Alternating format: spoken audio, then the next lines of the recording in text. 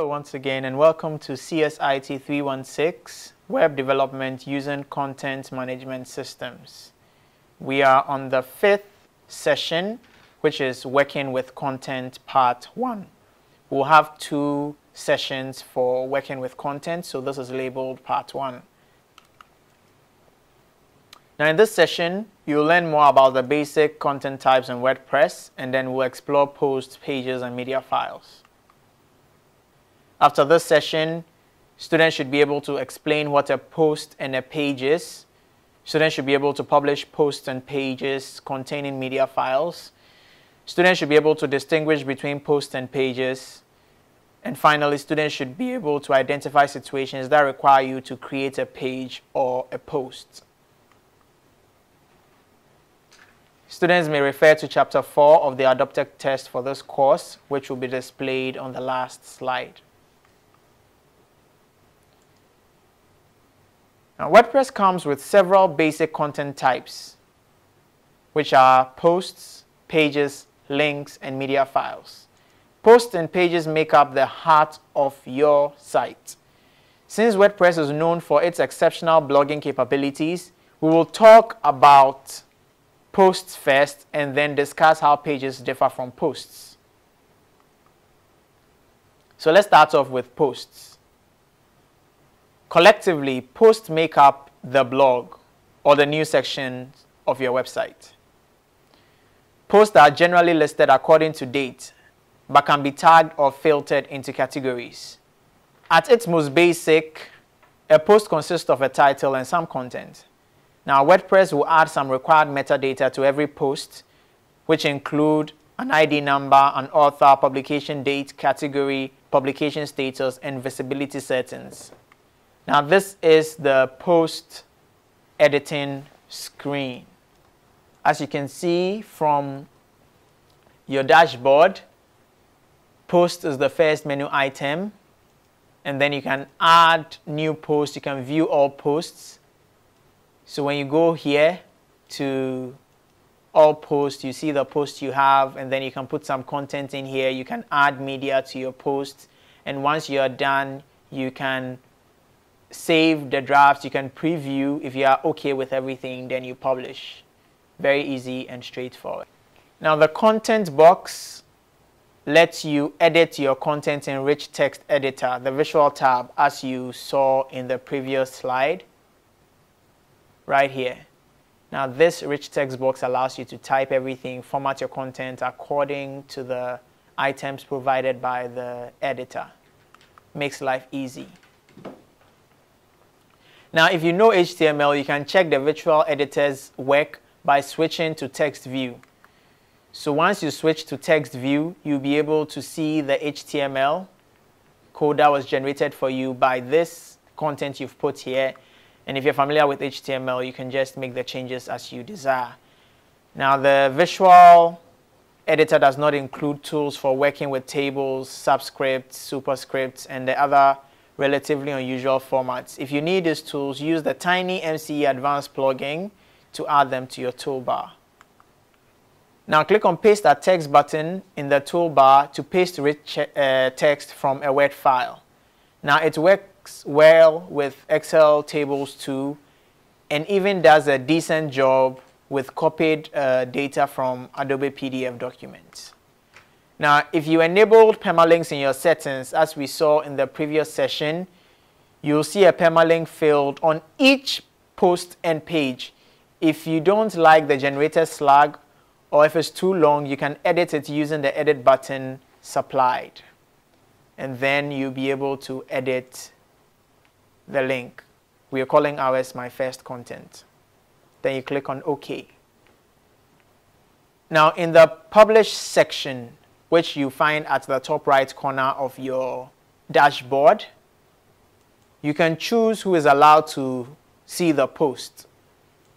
It can be the public, it can be password protected, it can be private. Now, the default setting is that it's public, which means that everybody can read it.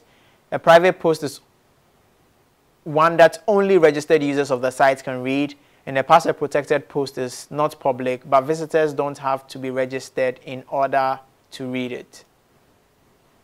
When you press publish, the post becomes visible to the public and its publication date is set to the current date and time. However, you can easily change the date if you need to backdate a post or schedule it to appear in the future. Click on Edit next to Publish immediately in the Publish settings box to do that. Now we have finished talking about posts. Let's go ahead to talk about pages. Now, pages in WordPress are for all the things that are not part of a blog. You notice that your first page about was created for you during installation. Simple pages are much like posts. You need a title and some content. The ID, author, date, publication status, and visibility, which are the metadata, will be set for you when you publish your page. There are some differences between posts and pages. The publication date is not displayed for pages in most themes. The pages are not organized by date. Also, you probably noticed that categories and tags are not available for pages. Pages can be organized into a hierarchy, but since they exist outside the collection of posts, they don't share the same metadata. Now, we are going to look at some attributes of pages. You can arrange your pages into file system like hierarchies, making them children of a parent page. In the attributes box in any single page edit screen, you'll be able to select another existing page as the parent. That page could in turn have another parent and so on. Now, the page order determines how your page are listed in the navigation menu.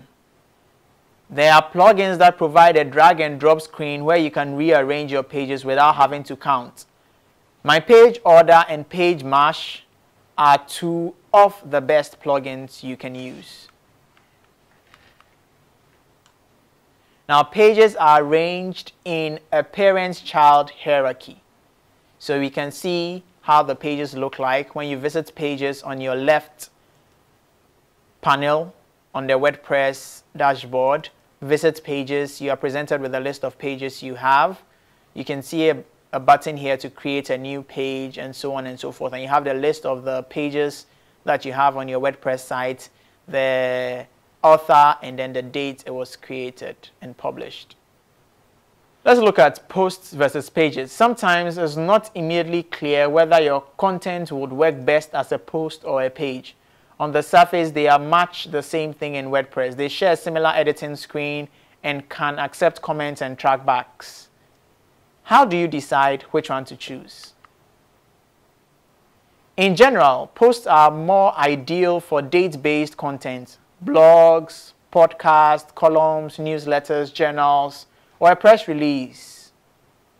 In short, for news of any kind, you should definitely use posts for this section. Posts are shown in a chronological sequence, usually newest to oldest, on a single page, such as your home page or an archive of posts from a particular month or category. Once your visitors select a post to view by itself, they will be able to read the comments as well as your content. Pages are generally not grouped in chronological order. Each page will appear in its own screen. If your site consists mainly of articles that will not often change and need to be arranged in a simple hierarchy, like files and folders, then pages will probably work for you. It is also important to note that posts and pages in WordPress are essentially the same thing. The big difference is the way they are presented to you. Now let's talk about media files. WordPress allows you to upload virtually any kind of file and attach it to your post or page. You can add files using the uploader found in the individual posts and pages editing screen and in the media library section. You can also use images hosted on another site without downloading them from your computer and uploading them into WordPress by clicking on the Insert from URL link as displayed here. So this is the media files page. It allows you to even drag and drop, which is a very, very cool feature. You can just drag all the files you want to upload and then drag them here. Click on select files, it will open an upload dialog for you. You browse to the location of the content you want to upload, and then click on OK, and it uploads it here automatically for you. And once you click on the media library, you will see a list of all previously uploaded content, media files. Our reference for this session has been Larry Stephanie's Beginning WordPress 3, Make Great Websites the Easy Way. Thank you for joining us. See you again when we come up with the part 2 of adding content to your WordPress site, which is our 6th session. Thank you.